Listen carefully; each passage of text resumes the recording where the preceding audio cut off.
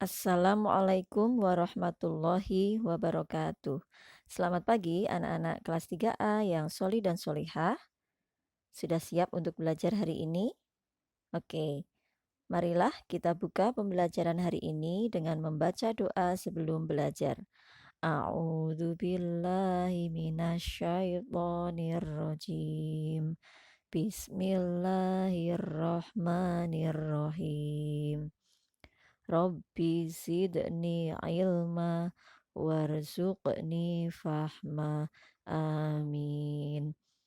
Anak-anak, hari ini kita akan belajar tema 2, subtema 1, pembelajaran 4.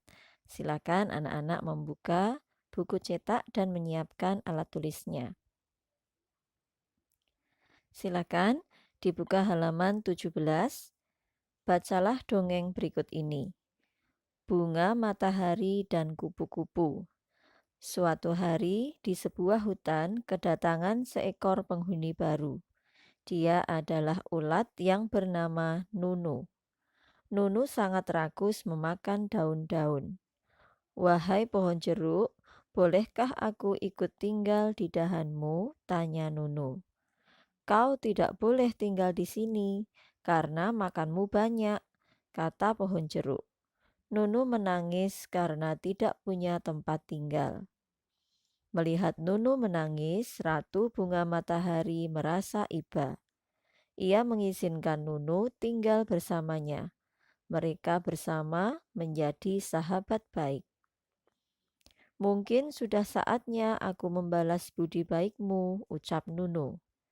"Membalas budi?" tanya Bunga Matahari bingung.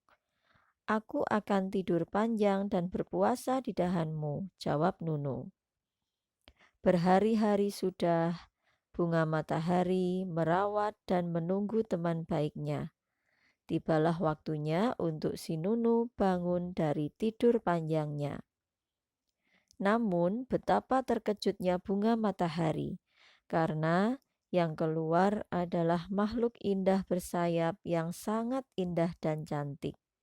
Nunu menjadi kupu-kupu yang akan membantu penyerbukan bunga matahari.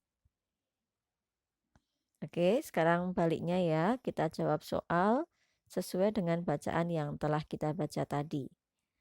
Nomor 1, siapakah penghuni baru di hutan? Siapa tadi namanya? Ya, Nunu. 2, siapa yang menolak Nunu? Nah, tadi saat Nunu datang, siapa yang menolak? Nah, ini ya, pohon jeruk. 3, mengapa bunga matahari menjadi iba dengan Nunu? Bunga matahari menjadi iba karena melihat Nunu menangis. 4, apa yang dilakukan Nunu setelah berpamitan pada bunga matahari? Nah, berpamitan ini maksudnya adalah setelah dia minta izin kepada bunga matahari. Kemudian dia apa? Nunu tidur panjang dan berpuasa di dahan bunga matahari. Nomor 5 ya. Apa yang terjadi pada Nunu setelah tidur panjang? Nah, setelah tidur panjang, dia berubah menjadi makhluk indah bersayap yang sangat indah dan cantik. Nunu menjadi seekor kupu-kupu. Nah, sekarang yang B ya. Pasangkanlah tokoh dan wataknya sesuai isi dongeng. Yang pertama, Nunu. Bagaimana watak Nunu? Nunu ini pembalas budi. Dia mau membalas budi baik dari bunga matahari. Kemudian, watak bunga matahari bagaimana? Nah, dermawan karena dia suka menolong temannya atau menolong Nunu. Kemudian pohon jeruk wataknya sombong karena dia tidak mengizinkan Nunu untuk tinggal di dahannya. Oke, sekarang bawahnya ya. Tulislah kalimat yang mengandung kata sifat dari cerita dongeng yang kita baca tadi. Nah, kata sifat. Kata sifat itu banyak sekali anak-anak ya, yang menunjukkan sifat. Sudah Beranum contohkan di sini. Silahkan kalau anak-anak mau menyalin ya. Yang pertama, Nunu sangat rakus memakan daun-daun. Nah, rakus ini termasuk kata sifat ya. Kemudian mereka bersama menjadi sahabat baik. Nah, baik ini juga kata sifat. Yang ketiga, makhluk indah bersayap. Tadi ada kalimat yang menyebutkan ini ya. Nah, kata sifatnya adalah indah. Nah, kemudian yang keempat, kalimatnya tadi ada ini ya. Keluar makhluk indah bersayap yang sangat indah dan cantik.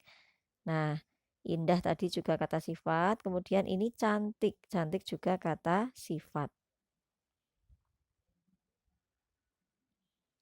Nah, seperti ini ya. Kemudian yang kelima, karena makanmu banyak. Ini tadi saat pohon jeruk menolak Nunu. Nah, banyak ini juga termasuk kata sifat. Oke, seperti itu ya anak-anak contohnya kata-kata sifat. Kemudian sekarang halaman 19 kita baca dulu. Cika dan temannya berlatih bermain peran. Pada saat latihan berlangsung, Cika membuat kesalahan pengucapan dialog. Cika meminta maaf kepada temannya. Teman Cika memaafkan kesalahan Cika. Saling memaafkan merupakan salah satu contoh pengamalan sila pertama Pancasila. Nah, saling memaafkan yang dimaksudkan di sini termasuk sila pertama Pancasila adalah pada sila pertama Pancasila kita diwajibkan untuk mematuhi semua perintah Allah ya. Nah, salah satu perintah Allah adalah memaafkan kesalahan orang lain. Tapi ini juga bisa masuk dalam pengamalan sila ketiga Pancasila. Ya, jadi anak-anak antara sila pertama, kedua, ketiga, keempat, kelima dalam Pancasila itu masing-masing saling berkaitan. Tidak kemudian berdiri sendiri ya. Jadi bisa saja satu pengamalan itu masuk ke sila yang satu dan masuk ke sila yang lainnya seperti ini contohnya. Oke. Sekarang kita jawab soal di bawahnya ya. Nomor 1, tuliskan contoh sifat yang sesuai dengan sila pertama Pancasila. Nah, contohnya sila pertama itu beribadah kepada Allah, ya. Kemudian ibadahnya itu banyak anak-anak, bisa sholat, kemudian berinfak, mengaji, menjalankan ibadah haji, dan lain sebagainya. Yang kedua, apa yang harus kita lakukan setelah melakukan kesalahan? Nah, saat kita melakukan kesalahan, maka kita harus segera meminta maaf. Nomor 3, di mana kita harus mengamalkan sila pertama Pancasila? Sila pertama Pancasila harus kita amalkan di mana saja, baik itu di rumah, di sekolah, ataupun di lingkungan sekitar kita. Nomor 4, apa yang harus kita lakukan jika orang lain berbuat salah pada kita? Nah, kita harus mau memaafkan kesalahan orang lain. Nomor 5, jelaskan manfaat memaafkan orang lain. Nah, dengan kita memaafkan orang lain, maka kita bisa hidup rukun dengan orang lain. Ya, tidak menyimpan dendam, tidak menyimpan marah, jadi hidup terasa lebih damai. Oke anak-anak, sekarang yang B ya. Silahkan anak-anak mencentang gambar yang mencerminkan sikap saling memaafkan. Silahkan dilihat gambarnya. Nah, yang mencerminkan sikap saling memaafkan bisa gambar yang ini ya. Ini mungkin anak ini sedang meminta maaf pada temannya. Dan bisa juga yang ini. Nah, meminta maaf sambil bersalaman. Oke. Sudah ya, sekarang bawahnya. Mengapa kita harus meminta maaf jika melakukan kesalahan? Ya, supaya orang lain tidak merasa tersinggung dengan kita, supaya hubungan kita dengan orang lain lebih baik, aman, nyaman, dan damai. Mengapa kita juga harus rela memaafkan kesalahan orang lain? Ya, karena kalau kita selalu mengingat-ingat kesalahan orang lain, maka hati kita yang akan terasa berat atau sakit, ya. Jadi tidak enak atau tidak nyaman rasanya. Apa manfaat jika kita saling memaafkan? Ya, hidup kita akan terasa lebih damai. Sekarang halaman 20 ya.